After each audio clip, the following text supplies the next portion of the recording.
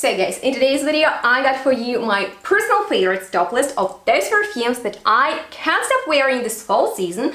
That's why we'll be taking with me into the next one. So keep on watching for more details, check out the description box for all the information, and please give this video a huge thumbs up, as well as feel free to subscribe to my channel, because that doesn't require much effort from you but will help me out a lot. And without any further ado, let's get started. So hello and welcome everyone to today's list of those perfumes that I've been loving during the fall season and will be taking with me into the winter. And I also want to share with you which are the fragrances I have on my wish list for the new upcoming, even colder season. My gosh, let me know how's the weather where you are and which perfumes are you wearing the most right now. I definitely can't stop reaching for the new release from Maison Violet that is called Powdery. Probably I just mispronounced it, so all the French followers feel free to correct me down below. But you guys, this is such a great new release from Maison Violet, because it's like your most beautiful dark woody vanilla type of fragrance, super mass appealing and at the same time unique. It transports me to the Christmas market just because it has this note of glazed maroon, so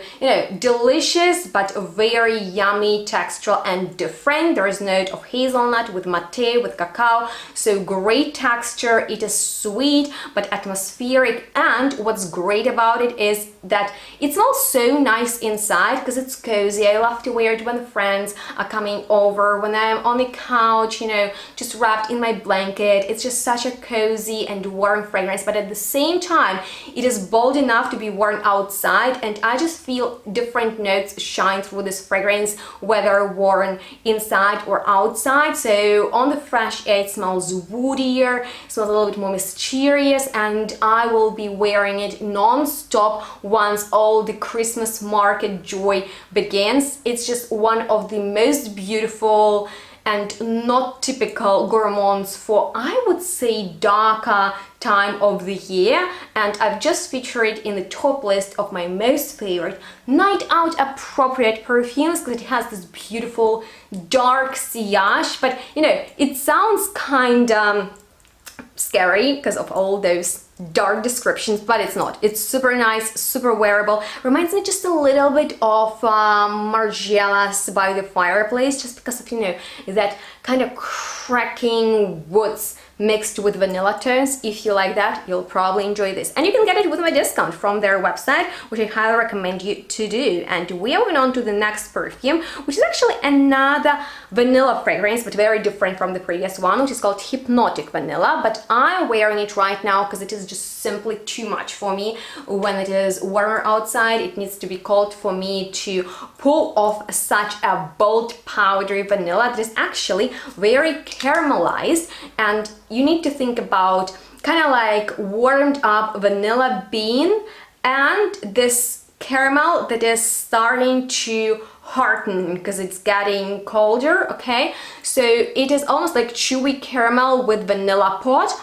It smells super powdery, almost like with a cosmetic tone, and people ask me about it when I'm wearing it, I guess because it smells so similar to Poison from Guerlain, to Hypnotic Poison, to even Poison Girl. And you know, at this point I just want to ask you guys how you feel about Dior these days, because they haven't done anything interesting literally for a long time, and what they've been doing with Coeur de Jong is their new in-house perfume is, you know, a mystery to me. So anyway, if you like OG Hypnotic Poison from Dior with that heavy-duty powderiness, I think you will really enjoy this.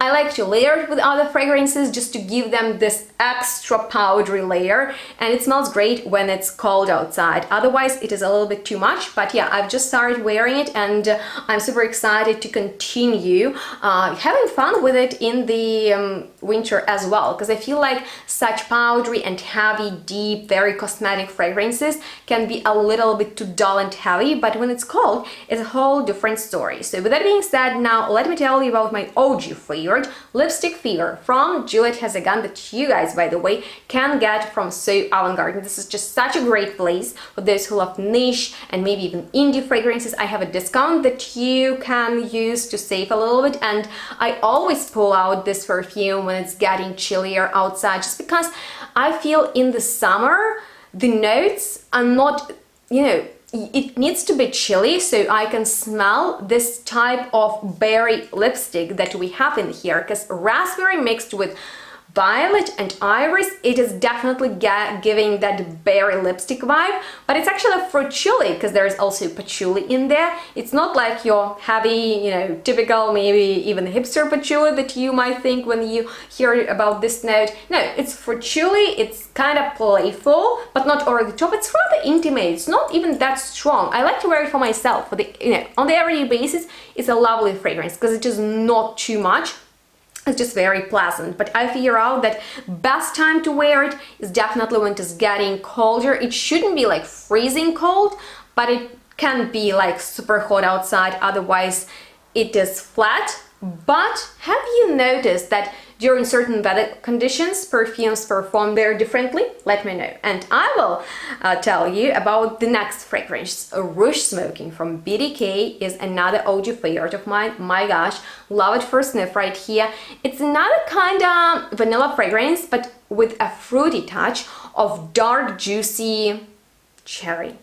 And tonka bean accentuate vanilla powdery element is coming from heliotrope. It's very multifaceted, beautiful, absolutely mind-blowing fragrance that is worth every penny. But if you want to save on it, get it from Avant-Garde. I'm personally waiting for the extreme version of it. They added almond, milk, and I believe oud with some other notes to the new version, and I'm wondering how it's gonna smell. When I see almond and cherry in one fragrance, I immediately think about Lost Cherry from Tom Ford, but I think it's gonna be different. And they already have extra version of Gris Chanel, my OG favorite, elegant, really expensive true niche perfume, and Pas Ce Soir that I've been wanting so badly, but I still couldn't manage to afford it. Anyway, Rouge Smoking. I love to wear it on a scarf. I love to wear it when I'm going out. I've already worn it for a couple of special occasions, and I'll have more of those in the winter. So yeah, this is gonna be my go-to for those occasions. And in case you are rich, or I just picture myself a millionaire who wants like a sweet perfume, but it shouldn't be, you know, too mainstream. That's kind of that comes on my mind. But let me tell you about fragrance that I've already mentioned a couple of times on my channel, but I'm here to rave about Holy Rose from Room 2015 one more time, guys, just because this is such a unique and beautiful wintry fragrance. It smells best when it's cold outside. If you're going out, if you want to impress someone, if you're going bold, you need Holy Rose, because it's like your dark winter rose that you smell wearing your leather jacket and kind of pouring black currant juice, sprinkling black pepper all over that rose. Gosh, it smells so nice. It's kind of like a little bit gothic, a little bit vampy, so gorgeous, absolutely not scary because, you know, of all those deep dark descriptions. But yeah, guys, Holy Rose, I reviewed it so many years ago, and I'm kind of rediscovering it for myself right now. So highly recommend you check out. Great night out perfume. Once again, if you want to turn some heads, you'll do it with this fragrance. It's actually very unisex, and you can get it with my discount from their official website. Just as the next fragrance from a different brand, Carner Barcelona.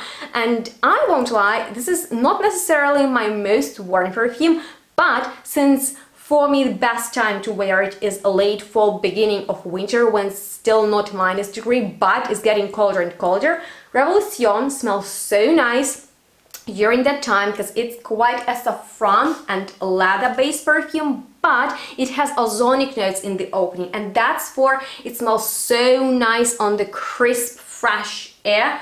Gosh, it's more woody. If you like very fresh perfumes that turn woody, that have great lasting power, very great longevity too, Revolution. It's very down to earth, and I just like how it smells on the fresh air. So for that, I love it a lot, and you can get all fragrances from it with my discount, and they have a lot of great ones in their collection. But now let me tell you about those perfumes that I have on my wish list for the upcoming winter season, one of which is fragrance I've been hunting for literally ever since Afternoon Delight from Maison Violet has been released, and it is still not in the German shops yet. We get new things super late, and I even wanted to blind buy it, but I can't find it online, and it is Compact Vanilla Sex, another fragrance that I want from Tom Ford, being like this whipped cream vanilla fragrance. I love electronic perfumes, and they're super nice for cold weather, and I think it's gonna be a great festive perfume, so this is the one I really wanna